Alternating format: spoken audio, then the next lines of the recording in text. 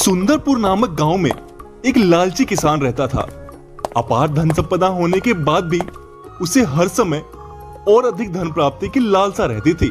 किसान चंपक के पास सब कुछ होने के बाद भी उसका रहन सहन एक गरीब किसान की तरह ही था।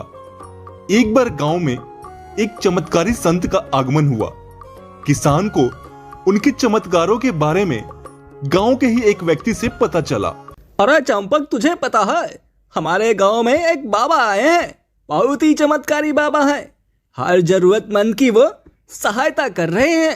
अरे हरिया, ऐसे कोई चमत्कारी बाबा नहीं होते। कोई ढोंगी होगा जो तुम सब गांव वालों को बेवकूफ बना रहा है, समझे? और बाबा का चमत्कार तो मैं खुद अपनी आंखों से देख के आ रहा हूँ चंपक। तुझे यकीन हो तो ठीक, ना हो तो ठीक। वैसे भी तुझे किस चीज की कमी है जो तू बाबा के पास जाएगा भला? जरूरत तो हम जैसे गरीबों को पड़ती है। अच्छा ठीक है। ये बता, गांव के किस कोने में बैठे हैं ये बाबा? जरा हम भी तो देखें इनका चमत्कार। बड़े आए चमत्कारी बाबा। हाँ चंपक, जाके देख ले बाबा को। बाबा पूरब दिशा में गांव के अंत में बैठे हैं। जरा हम भी तो देखें बाबा का चमत्कार। भला ऐसा कौन सा बाबा आ गया हमारे गांव में?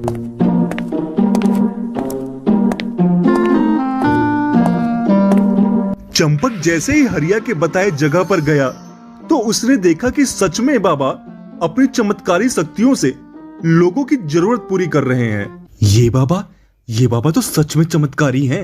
अगर इस बाबा से मुझे सोने चांदी प्राप्त करने का अगर अवसर मिल जाए तो मैं बिना कुछ किए और अधिक धनवान हो जाऊंगा। कुछ ना कुछ तो करना पड़ेगा। क्या करूं? हाँ, ये तरकीब अपनाऊं तो शायद काम कर जाए।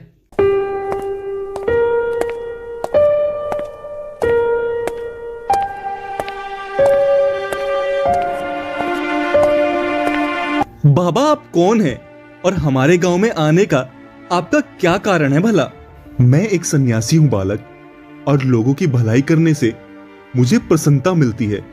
इसलिए मैं लोगों की भलाई के लिए निकला हूं। क्या सच में लोगों की भलाई करने से प्रसन्नता मिलती है? बाबा, फिर तो मैं भी लोगों की भलाई करूंगा। मुझे भी कोई उपाय बताएं। बालक, मैं अपनी दिव्य दृष्टि से देख सकता हूं कि तुम तो धन्य धान्य से परिपूर्ण हो। जाओ, लोगों की भलाई में उसे लगाओ, तुम्हारा कल्याण होगा। बाबा, पर जो भी धन मेरे पास है वो तो कुछ ही दिनों में खाली हो जाएगा। कोई ऐसा उपाय बताएं जिससे मैं और अधिक धन ला सकूं और लोगों की भलाई कर सकूं।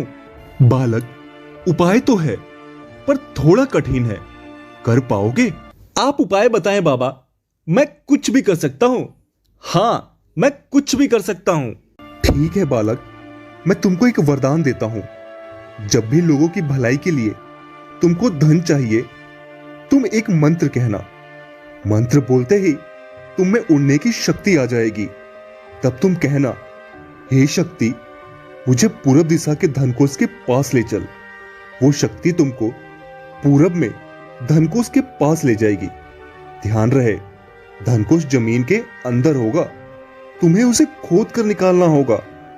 ऐसे बारी बारी हर दिशा के लिए बोलोगे तो तुमको धन प्राप्ति होती रहेगी। और ध्यान रहे पुत्र, उत्तर दिशा के लिए तुम उस शक्ति से कभी मत बोलना। अब जाओ और जन कल्याण में लग जाओ। और हां, इस उड़ने की शक्ति का उपयोग तुम आने जाने के लिए भी कर सकते हो। मंत्र को ध्यान से सुनना। ओम उड़न शक्ति प्रकट्याम। इस मंत्र का उच्चारण करके तुम कहीं भी आ जा सकते हो। ठीक है बाबा, मैं कल से ही जन कल्याण में लग जाऊंगा। अब मैं चलता हूं। कितना बुद्धिमान हूं मैं। कैसे उस बाबा से मैंने एक ही पल में वरदान ले लिया। एक मिनट, उस बाबा ने मुझे वरदान तो दे दिया, पर क्या पर क्या यह वरदान सच में मुझे मिला है या नहीं? पता तो करना पड़ेगा। एक बार कोशिश करता हूं। ओम उड़न शक्ति प्रकट्याम। ये तो सच में अद्भुत है। मैं उड़ सकता हूं। अब मैं भी पंछियों की तरह इधर से उधर कहीं भी पल भर में आ सकता हूं और जा सकता हूं। ये तो कमाल है।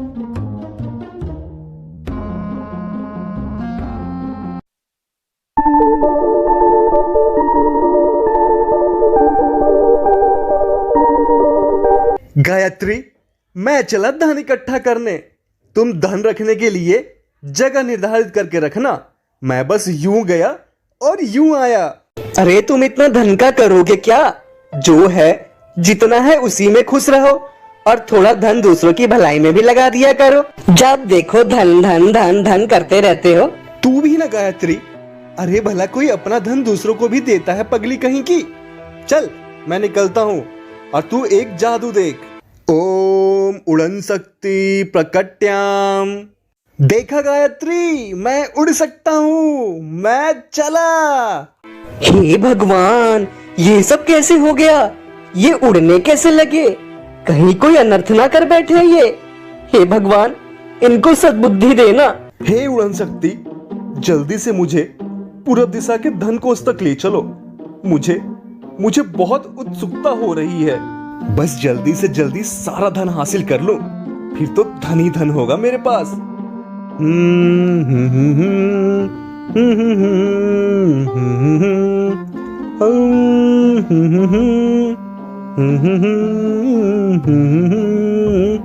लगता है यही धन कोष छुपा है, तभी उड़न शक्ति मुझे नीचे उतार रही है। अब तो धन ही धन होगा मेरे पास। बाबा ने कहा था जहां उड़न शक्ति उतारेगी वहीं खुदाई करनी है। पर खुदाई करूं किससे? यहां तो कुछ दिख भी नहीं रहा है। अरे हाँ, वो रहा फावड़ा। ये तो सोने पे सुहागा हो गया। फावड़ा लेकर आता हूं।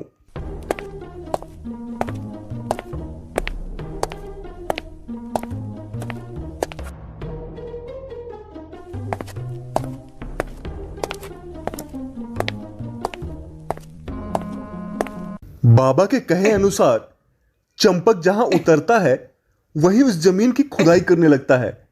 खुदाई करते करते थोड़ी देर में उसे एक संदूक दिखाई देता है। वाह वाह, इतना सारा धन! मैं तो माला माल हो गया। एक जगह पर इतना धन है तो चारों दिशाओं में मिलाकर कितना धन होगा। एक काम करता हूं, इस धन को यही काट देता हूं। पहले बाकी की दिशाओं से धन लेकर आता हूं, इसे घर वापसी में ले जाऊंगा।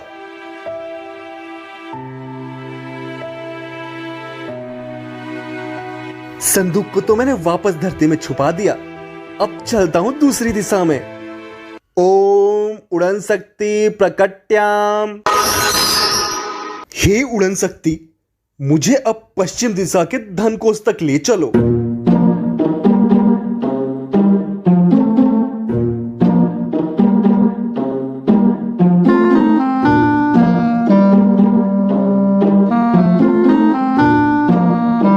कितना अच्छा लग रहा है आसमान में उड़कर। ऐसा लग रहा है जैसे मैं भी पंछी बन गया हूं।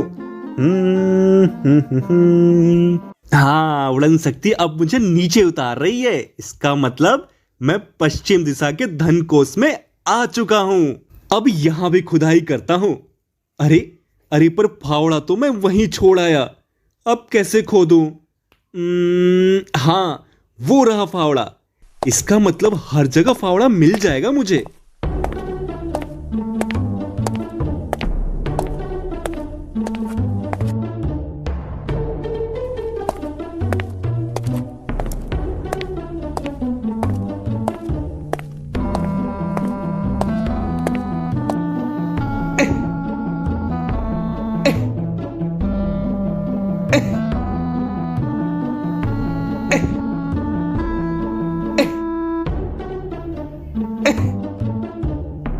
बाबा की बातें तो एकदम सही निकल रही हैं। यहां भी धनकोष में पूरा भर के धन है।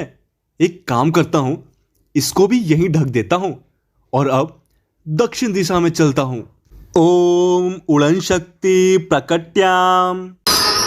यहां भी धनकोष में पूरा भर के धन है। एक काम करता हूं, इसको भी यहीं ढक देता हूं। ओम उड़न शक्ति प्रकट्याम। ये तीनों दिशाओं का धन तो मैंने प्राप्त कर लिया। अब सिर्फ एक ही दिशा बची है और वो है उत्तर दिशा। पर उत्तर दिशा के लिए तो बाबा ने मना किया था। कहीं उत्तर दिशा में कोई खतरा तो नहीं? नहीं, ऐसा नहीं हो सकता। मुझे लगता है कि बाबा ने जरूर मुझसे झूठ बोला है। मुझे लगता है कि उत्तर दिशा में इन तीनों दिशाओं से ज्यादा धन होगा। तभी बाबा ने इधर जाने से मुझे मना किया है, ताकि उत्तर दिशा का सारा धन बाबा रख सके। मुझे बाबा से पहले जाकर वो सारा धन हासिल करना चाहिए। इससे मैं और ज्यादा धनवान बन जाऊंगा। हाँ, बिल्कुल ऐसा ही करता हूं। इस तरह चंपक उत्तर दिशा की ओर चल देता है। बाबा के मना करने के बावजूद चंपक के लालच ने चंपक को रुकने नहीं दिया और देखते ही देखते थोड़ी देर में चंपक उत्तर दिशा में उतर जाता है। ये तो कोई महल लग रहा है। चलकर देखता हूं महल में क्या है, तब धन लेकर चला जाऊंगा यहां से। क्या पता महल में भी धन हो।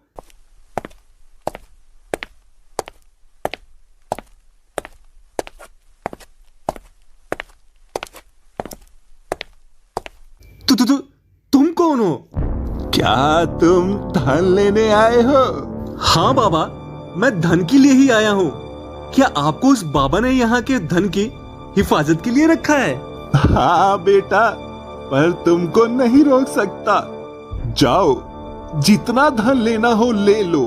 बहुत बहुत मेहरबानी बाबा, बहुत बहुत मेहरबानी।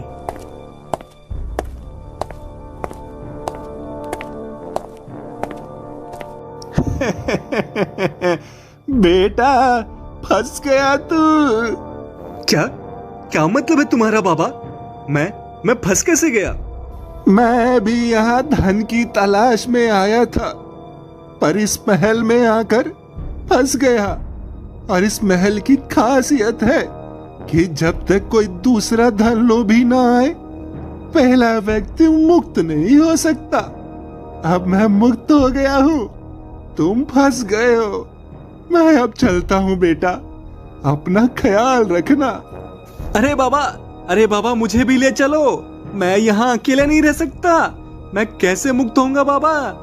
जब तक कोई हम दोनों जैसा तीसरा लोभी ना आ जाए, तब तक तुमको अब यहाँ से मुक्ति नहीं मिलेगी। मैं चलता हूँ। इस तरह धन के लालच ने चंपक को हमेशा हमेशा के लिए उस महल में कैद कर दिया। लालच बुरी बला होती है दोस्तों, इसीलिए हमें कभी लालच नहीं करना चाहिए। यही हमारी कहानी की सीख भी है।